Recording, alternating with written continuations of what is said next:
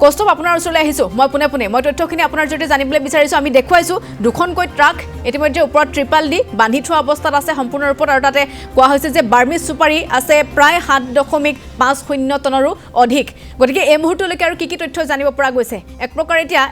শিৱসাগৰ আমগুৰি এইখিনিও কৰিডৰ হৈছে নেকি সৰবৰাহ কৰিবৰ বাবে বাৰ্মিজ চুপাৰী ক'ৰ পৰা আহিল কেনেদৰে আহিল কি তথ্য লাভ কৰিছে পাপৰি প্ৰথম কথাটো হৈছে যে কেঁচু খান্দুতে সাপ ওলাইছে যিসকল তথাকথিত জাতীয় সংগঠনৰ নেতাই কাৰ্গিলত যুদ্ধ লাগিলেও কেমেৰাৰ সন্মুখত বাইট দিয়ে আৰু সেই একেজনে মূল্য বৃদ্ধি হ'লেও কেমেৰাৰ সন্মুখত বাইট দিয়ে সেই তেনেধৰণৰ সংগঠনৰ নেতা এতিয়া বাৰ্মিজ চুপাৰীৰ সৈতে প্ৰত্যক্ষভাৱে জড়িত থকাৰ অভিযোগ উত্থাপন হৈছে আৰু প্ৰমাণ কৰিছে আমগুৰিত কালি জব্দ হোৱা এই দুখন ট্ৰাকে প্ৰথম কথা হৈছে যে যি দুখন ট্ৰাক ইতিমধ্যে আপুনি ভিজুৱেলছ দেখুৱাইছে আমি দেখুৱাম সেই ট্ৰাক দুখন বাৰ্মিজ চুপাৰী ভৰ্তি ট্ৰাক দুখন ইয়ালৈ অনাৰ ক্ষেত্ৰত বা জাজি পোৱাৰ ক্ষেত্ৰত নাগালেণ্ডৰ পৰা জাজি এই সময়ছোৱা পাৰ কৰাৰ ক্ষেত্ৰত যি কেইজন ব্যক্তিয়ে নেতৃত্ব লৈছিল তাৰে সেই কেইজন ব্যক্তিৰ নাম হৈছে জনৈক মলয় জনৈক অৰিন্দম আৰু জনৈক জিতু গতিকে এই তিনিজন কোন সংগঠনৰ সৈতে জড়িত আৰক্ষীয়ে অকণমান যদি তদন্ত অব্যাহত ৰাখে তেতিয়া এই গোটেই প্ৰক্ৰিয়াটো ওলাই পৰিব যে এই কেইজন নেতাৰ তাত ৰোল কি আছিল তাত ভূমিকা কি আছিল যেতিয়া এই ট্ৰাক দুখন ইয়াত জব্দ কৰিছিল যেতিয়া এই ট্ৰাক দুখন ইয়াত ৰাখিছিল আৰক্ষীয়ে সেই সময়ত এখন হেৰিয়াৰ বাহন লৈ কোন এই তিনিজন মলয় অৰিন্দম আৰু জিতু আহিছিল সেই বিষয়টো যদি চিচি কেমেৰাৰ ভিজুৱেল পৰীক্ষা কৰে তেতিয়া এই বিষয়টো ওলাই পৰিব আৰু এতিয়ালৈকে এই ট্ৰাক দুখনৰ মালিক যিহেতু আহি পোৱাহি নাই বা বাৰ্মিজ চুপাৰীখিনি কোনে সৰবৰাহ কৰিছিল তাৰ প্ৰকৃত ব্যক্তিজন যিহেতু আহি পোৱাহি নাই গতিকে তেওঁলোকক হয়তো এই মুহূৰ্তলৈকে যদি তদন্তলৈ লৈ আহে তেওঁলোকক যদি মাতি সোধা পোছা কৰে যে ৰাতি 4 বজাত বা পুৱতি নিশা 4 বজাত এই ট্ৰাক দুখনৰ সৈতে তেওঁলোকে হেৰিয়াৰ বাহনখন লৈ কি কৰিছিল তেতিয়াই গোটেই বিষয়বোৰ স্পষ্ট হৈ পৰিব তাৰ পিছৰ কথাটো হৈছে যে জাজিৰ পৰা জনৈক শিৱচৰণ হাতীবৰুৱা নামৰ এজন ব্যক্তিয়ে ইয়াৰ পৰা লৈ যোৱাৰ কথা এই ট্ৰাক দুখন অৰ্থাৎ এইটো যে এটা কৰিডৰ বাৰ্মিজ চুপাৰী পাৰ কৰাৰ হালুৱাটিঙৰ পৰা জাজিলৈকে অৰ্থাৎ ম্যানমাৰ বা বাৰ্মাৰ পৰা নাগালেণ্ড হৈ তুলি হৈ ইয়াৰ জাজিলৈকে এই গোটেইটো যে এটা কৰিডৰ আৰু এই কৰিডৰটোত আৰক্ষীও জড়িত হৈ আছিল নেকি এই প্ৰসংগবোৰ এতিয়া চৰ্চাত আহিছে কাৰণ বাৰে এই কৰিডৰটোৰেদি বাৰ্মিজ চুপাৰী সৰবৰাহ হৈ আছে বুলি বাৰে বাতৰি সম্প্ৰচাৰ হৈ আছিল তাৰ পৰৱৰ্তী পৰ্যায়তো আৰক্ষী অধীক্ষকে খবৰ দিয়াৰ ভিত্তিতহে এই গাড়ী দুখন জব্দ কৰিবলৈ আমগুৰি আৰক্ষী সক্ষম হৈছে এতিয়া প্ৰসংগটো যে আমগুৰি আৰক্ষী থানা পোৱাৰ প্ৰাক মুহূৰ্তত যেতিয়া নাগালেণ্ডৰ পৰা কোনোবা অসমত সোমাব তেতিয়া প্ৰথমখন থানাই হৈছে হালুৱাটিং আৰক্ষী থানা এতিয়া হালুৱাটিং আৰক্ষী থানাৰ সন্মুখেৰে এনেধৰণে যে বাৰ্মিজ চুপাৰী ট্ৰাক সৰবৰাহ হৈ আছে অবৈধ এই যি বাৰ্মিজ চুপাৰী ট্ৰাক এইসমূহ ট্ৰাক যে সৰবৰাহ হৈ আছে এই কথাবোৰ আৰক্ষীয়ে গম নাপাইছিল নেকি নে আৰক্ষী গোটেই প্ৰক্ৰিয়াটোত জড়িত হৈ আছে বা সামিল হৈ আছে এতিয়া এই যি দুখন ট্ৰাক ইয়াত দেখিছে এই ট্ৰাক দুখনত প্ৰায় 1.5 কোটিৰ পৰা 2 কোটি টকাৰ মূল্যৰ বাৰ্মিজ চুপাৰী ইতিমধ্যে ইয়াত আছে বুলি আৰক্ষীৰ সূত্ৰই প্ৰকাশ কৰিছে কিন্তু এই মুহূৰ্তলৈকে ট্ৰাক কেইখন খোলা নাই অৰ্থাৎ ট্ৰাকৰ যিটো আপুনি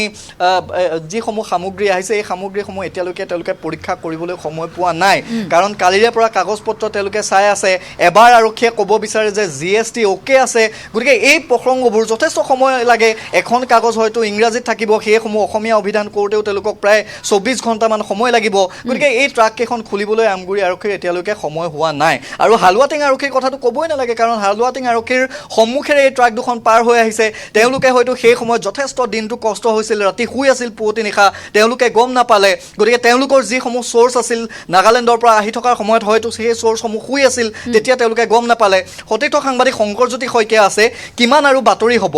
ইমান বাতৰি কৰাৰ পিছতো দুখন ট্ৰাক শিৱসাগৰৰ আৰক্ষী অধীক্ষকৰ খবৰ অনুসৰি ইয়াত আমগুৰি থানাই জব্দ কৰিছে কিন্তু হালুৱাটিং থানা ক'ত আছিল আৰু ইমান দিনে হালুৱাটিং আৰু আৰক্ষীৰ এই আমগুৰি আৰক্ষী থানাৰ সন্মুখেৰে এনেধৰণৰ কিমান বাৰ্মিজ চুপাৰী ট্ৰাক পাৰ হৈ গৈছে ঠিকনা নাই কাৰণ জাজিৰ পৰা জনৈক শিৱচৰণ হাতীবৰুৱা নামৰ ব্যক্তিজনে এই গাড়ী দুখন লৈ যোৱাৰ কথা মলয় অৰিন্দম আৰু জিতু এওঁলোক কোন এই বিষয়বোৰ আৰক্ষীয়ে হয়তো খবৰ কৰিলে অকণমান গম পাব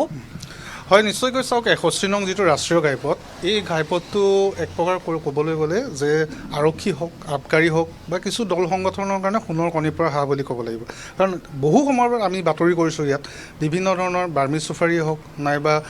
আপোনাৰ অৰুণাচলী সুৰাই হওক বিভিন্ন ধৰণৰ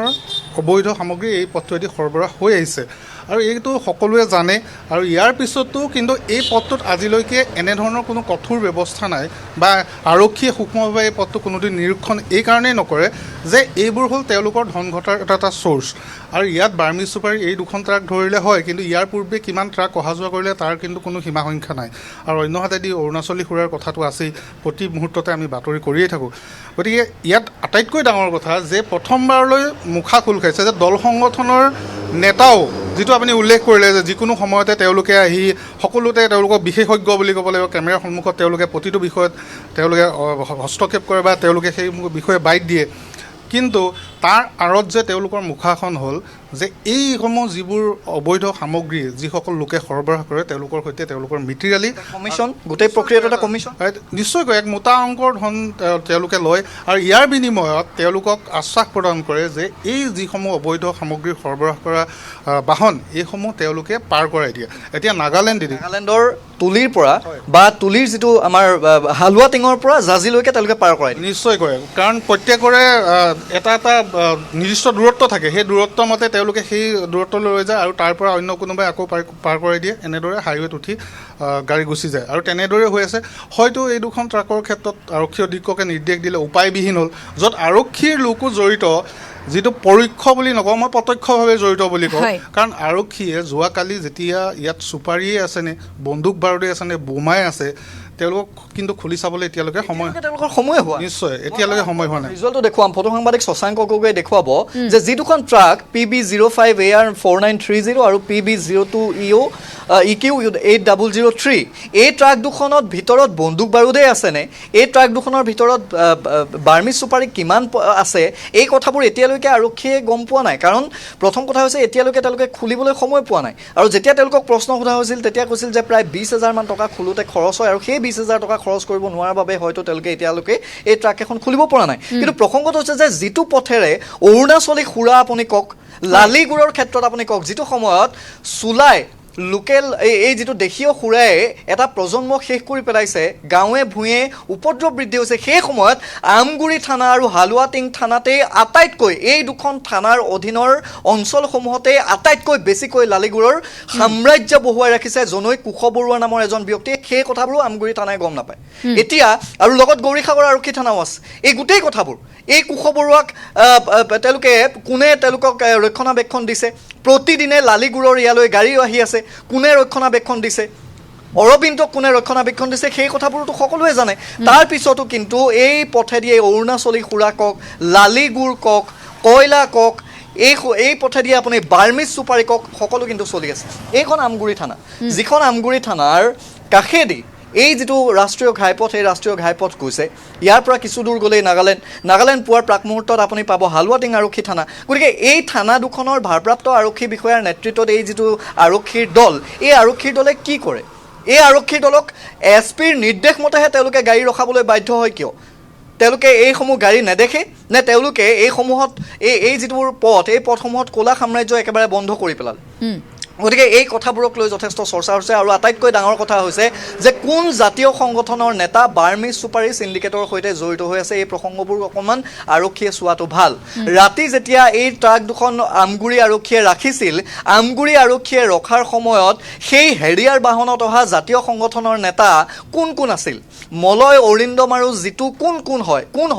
কোন ক'ত কিয় তেওঁলোক বিখ্যাত এই কথাবোৰ যদি চাই CCTVৰ ভিজুৱেল চালে গম পাব যে টাটা হেৰিয়াৰ বাহনখন কিমানবাৰ অহা যোৱা কৰিছিল কেনেকৈ এই আৰক্ষী থানা দুখন তেওঁলোকে পাৰ কৰাই জনৈক শিৱচৰণ হাতী বৰুৱা নামৰ যিজন ব্যক্তি সেই ব্যক্তিজনক জাজিত কেনেকৈ তেওঁলোকে দিবলৈ পৰিকল্পনা চলাইছিল এই 2 কোটি টকাৰ যি বাৰ্মিজ চুপাৰী জব্দ হৈছে ইয়াত তেওঁলোকৰ কমিশ্যন কিমান লাখ টকাৰ এই গোটেই কথাবোৰ যেতিয়া তদন্তৰ আওতাত আহিব তেতিয়া আৰক্ষীয়ে হয়তো গম পাব যে ইয়াৰ আঁৰৰ ব্যক্তিজন কোন এতিয়া প্ৰসংগটো হৈছে যে যিকেইজন চালক আৰু হেণ্ডিমেনক তেওঁলোকে গ্ৰেপ্তাৰ কৰিছে তেওঁলোকে খুব বেছি 15 পৰা 20 দিন হয়তো জেলত থাকিব তাৰপিছত তেওঁলোকে ওলাই যাব তাৰপিছত তেওঁলোকে অন্য বাহন চলাব এই গাড়ী দুখন ইয়াত চিজ হৈ থাকিব কিন্তু এতিয়ালৈকে এই গাড়ী দুখন বিচাৰি মালিক অহা নাই এই গাড়ী দুখনৰ যি বাৰ্মিজ চুপাৰীৰ গৰাকী এতিয়ালৈকে অহা নাই গতিকে আৰক্ষীৰ এটা দায়িত্ব আছিল যে যিকেইজনে ৰাতি ইয়াত হেৰিয়াৰ বাহন লৈ ইয়ালৈ আহিছিল তেওঁলোকক এতিয়ালৈকে মাতিব লাগিছিল কাৰণ তেওঁলোকে আমগুৰিৰে ব্যক্তি দুজন আমগুৰিৰ এজন গোলাঘাটৰ গতিকে তেওঁলোকক এতিয়ালৈকে কিয় মতা নাই তেওঁলোকৰ ভূমিকাটো কি আছিল হালুৱা টিঙৰ পৰা আমগুৰিলৈকে CCTV ফুটেজ পৰীক্ষা কৰিলে আৰক্ষীয়ে গম পাব যে সেই গাড়ী দুখন আৰু হেৰিয়াৰ গাড়ীখনৰ মাজত সম্পৰ্কটো কি আছিল কিমান এটা ডিষ্টেঞ্চত তেওঁলোকে আহি আছিল কেনেকৈ দায়িত্ব পালন কৰিছিল যে পাৰ কৰাই দিব লাগিব থানা দুখন পাৰ কৰাই দিওঁতে কাক তেওঁলোকে টকা দিছিল আৰু আৰক্ষী শিৱসাগৰ আৰক্ষী অধীক্ষকগৰাকীক সকলোৱে যথেষ্ট সন্মান কৰে সকলোৱে বিশ্বাস কৰে যে তেখেতে এই এনেকুৱা ধৰণৰ গণ্ডগোলীয়া কাজবোৰ তেখেতে নাজানে আৰু তেখেতৰ ওপৰতে আস্থা ৰাখি আমাৰ ফালৰ পৰাও এটা আহ্বান যে দীৰ্ঘদিনে চলি থকা হালুৱাটিং পথত এই যি দুখন থানা এই থানা দুখনৰ কোন আৰক্ষী এই গোটেই চিণ্ডিকেটটোত জড়িত আছে আপুনি তদন্ত কৰিলে নিশ্চিতভাৱে ওলাব আপুনি তদন্ত কৰিলে নিশ্চিতভাৱে ওলাব আৰু ৰাইজেও সেয়াই আশা কৰিছে আৰক্ষী অধীক্ষক শুভ্ৰজ্যোতি বৰাৰ ওপৰত যে আপোনাৰ নিৰ্দেশত যেনেধৰণে জ্ঞাপন কৰিছো আৰু আপুনি ইতিমধ্যে সবিশেষ তথ্যখিনি জনাইছে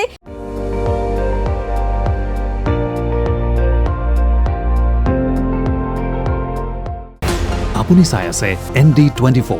সৰ্বশ্ৰেষ্ঠ নহয় সৰ্বোত্তমৰ দৌৰ